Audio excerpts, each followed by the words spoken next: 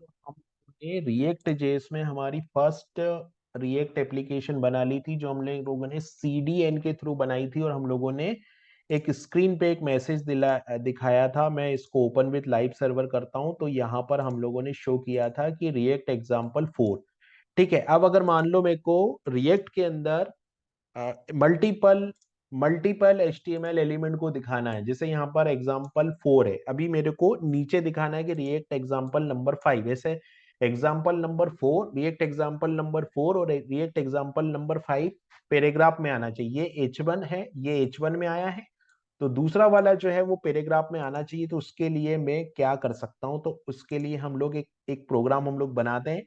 तो ये जो एग्जाम्पल 4 था वो तो हमारा सेम रहेगा, मतलब रिएक्ट डोम हमारा सेम रहेगा। देखिए ये क्या करता है, एक बार हम लोग इसको समझ लेते हैं कि ये किस तरीके से वर्क करता है। तो जैसे रिएक्ट के अंदर हम लोगों ने एक फंक्शन बनाया था माई एपीपी। और माई एपीपी फंक्शन में हम लोगों ने एक एलिमेंट क्रिएट किया था और इस एलिमेंट को हम लोगों ने यहाँ पे रिटर्न कर दिया था। ठीक है, फिर रिएक्ट का जो रेंडर फंक्शन होता है वो क्या करता है कि जो एलिमेंट क्रिएट किया है रिएक्ट ने उसको डिस्प्ले करवाने, रेंडर करवाने का काम रिएक्ट डोम नाम के ऑब्जेक्ट का होता है, जो कि रेंडर फंक्शन के थ्रू होता है, तो हम लोगों ने क्या किया था, हम लोगों ने इतना काम कर लिया था। अब हमको मल्टीपल एलिमेंट, यानी कि जो स्क्रीन पे ये आ रहा है, ये H1 आ रहा है, इस H1 के साथ मेरे को एक पैराग्राफ भी चाहिए। और पैराग्राफ में मुझे लिखना है दिस इज पेरा, सिंपल मुझे दिस इज पेरा लिखना है। तो मैं क्या करता हूं, ये हम चलते हैं यहाँ पर। सबसे पहले हमको बाय एपीपी फंक्शन बनाना पड़ेगा, तो फंक्शन बनाने की शुरुआत करते हैं। मैं लिखता हूं फंक्शन और माय एपीपी, ये फंक्शन मैंने बना दिया। सिंपल, ये फंक्शन बन गया। इस फंक्शन के अंदर मैं लिखता हूं लेट हेडिंग जो मुझे देनी है, तो मैंने लिखा let heading is equal to React dot create element. ठीक है, यहां पर मुझे लिखना पड़ेगा रिएक्ट डॉट क्रिएट एलिमेंट। तो ये जो है वो react dot react dot react dot create element, यहां पर मैंने लिखा रिएक्ट डॉट क्रिएट एलिमेंट। ठीक है, रिएक्ट डॉट क्रिएट एलिमेंट जो फंक्शन है वो क्या करेगा, वो फंक्शन लेता है 3 पैरामीटर। सबसे पहले लेगा H1, फिर हम दूसरा पास कर देंगे यहाँ पे नल, क्योंकि हमको कोई एट्रीब्यूट देना नहीं है। और हेडिंग में हम लोग लिख देंगे व्हाट इज रिएक्ट, या हम लोग लिख देंगे एग्जाम्पल 5। तो मैंने लिख दिया एग्जाम्पल 5। ठीक है, ये एग्जाम्पल 5 हो गया। और यहाँ पर हम लोगों ने क्या किया, इसको बंद कर दिया, तो ये H1 हमारा डिस्प्ले हो गया। ठीक है, ये H1 की कोडिंग हमारी हो गई। अब हम लोग क्या करते हैं कि H1 के बाद हमको जो दूसरा एलिमेंट चाहिए था वो पैराग्राफ चाहिए था, तो मैंने लिखा let para is equal to React dot create element. और रिएक्ट डॉट क्रिएट एलिमेंट में मैं क्या करूंगा, रिएक्ट डॉट क्रिएट एलिमेंट में सबसे पहले मैं यहाँ पे लिख देता हूँ पैराग्राफ। पैराग्राफ के बाद यहाँ पे मैं लिख देता हूँ नल, और नल के बाद यहाँ पर मैं पास कर देता हूँ दिस इज पेरा। सिंपल, ये पेरा है और ऊपर क्या है, H1 है, और नीचे क्या है, पैराग्राफ है, और ऊपर क्या है, H1 है।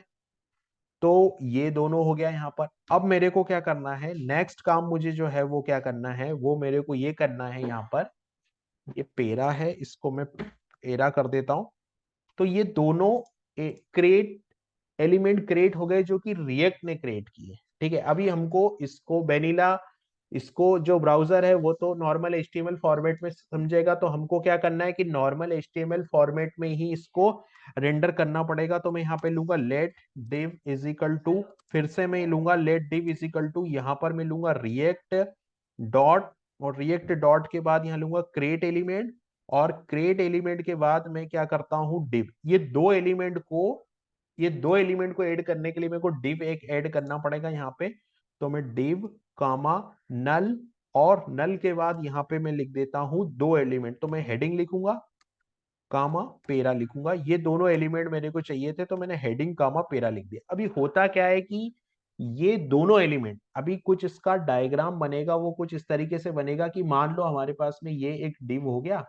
ठीक है, हमारे पास में ये एक डिव है, और हमारे पास में ये जो है, ये हमारे पास में एक डिव है और इस डिव के अंदर यहाँ पे ये हमारा हेडिंग है H1 और यहाँ पर ये हमारा पेरा है और ये रिटर्न कर रहा है यहाँ पर, ये जो है वो यहाँ पर रिटर्न कर रहा है, यहाँ पर ये एलिमेंट हमको, ये डिव है पूरा, ये डिव पूरा हमको रिटर्न कर रहा है myF फंक्शन। तो अभी हम क्या करते हैं, अभी हमको करना यहाँ पर कुछ ये है कि डिव को, इस डिव को रिटर्न करवा देना है। तो सिंपल में लिख देता हूँ रिटर्न डिव, तो ये डिव जो है वो यहां से रिटर्न हो गया। ये काम तो हुआ सिर्फ myAPP फंक्शन का। अब मेरे को रिएक्ट डोम से रेंडर करवाना है ना, तो मैं लिखूंगा रिएक्ट, रिएक्ट डोम। ठीक है, तो ये रिएक्ट डोम हो गया, रिएक्ट डोम डॉट रेंडर, है ना, रिएक्ट डोम। और ये जो फंक्शन है वो REACT डोम, हाँ सही है। और रिएक्ट डोम डॉट रेंडर फंक्शन यहाँ पर कॉल करना पड़ेगा, तो रिएक्ट डोम डॉट रेंडर हो जाएगा। और रिएक्ट डोम डॉट रेंडर फंक्शन के अंदर मुझे पहला तो एपीपी फंक्शन पास करना है, सिंपल। तो मैं यहाँ पे लिख दूंगा क्रिएट, यहाँ पर मैं लिख दूंगा रिएक्ट डॉट क्रिएट एलिमेंट, और रिएक्ट डॉट क्रिएट एलिमेंट में मुझे पास करना पड़ेगा ये फंक्शन। तो मैंने myAPP फंक्शन पास कर दिया। दूसरा जो पैरामीटर मुझे पास करना है वो मुझे पास करना पड़ेगा डॉक्यूमेंट डॉट, डॉक्यूमेंट डॉट, यहाँ पर डॉक्यूमेंट डॉट क्वेरी सेलेक्टर, और डॉक्यूमेंट डॉट क्वेरी सेलेक्टर में जाके यहाँ पर हैश रूट, ये मुझे सेकेंड आर्ग्यूमेंट यहाँ पास करना पड़ेगा। तो ये हो गया मेरा रिएक्ट डोम ऑब्जेक्ट। अब मैं क्या करता हूँ, रन करता हूँ इस प्रोग्राम को, तो मैं ओपन विथ लाइव सर्वर मैंने किया। तो देख रहे हो आप, ये H1 आ गया example5 और यहाँ पर आ गया दिस इज पेरा। तो इस तरीके से हम लोग मल्टीपल एलिमेंट को रेंडर करवा सकते हैं। इसका अगर हम लोग डायग्राम देखेंगे तो कुछ इस तरीके से ये बनेगा। यहाँ पर मुझे मान लो ये हमारे पास में एक डिव है और इस डिव के अंदर, इस डिव के अंदर ये हेडिंग रहेगी और ये पेरा रहेगा। अभी सारी चीजें जब भी हम एक से ज्यादा मल्टीपल, ये डिव जो है वो कनेक्ट हो जाएगा रूट के अंदर। अभी अब हम लोगों को अभी ऐसा ही करना पड़ेगा जब तक हम लोग रिएक्ट में थोड़े आगे नहीं बढ़ जाते। उसके बाद ये बार बार हमको डिव के अंदर कन्केनेट करने वाला जो है सिस्टम वो नहीं करना पड़ेगा। तो अभी हम लोग इसको अगर ट्रेस करेंगे तो आप देखोगे यहाँ पर एक रूट एलिमेंट आएगा। सबसे पहले जो है वो रूट एलिमेंट है, ये देखो ये रूट एलिमेंट है। रूट एलिमेंट के अंदर एक डिव है, डिव के अंदर यहाँ पर एग्जाम्पल और पेरा। तो इस तरीके से हम लोग मल्टीपल एलिमेंट को जनरेट कर सकते हैं।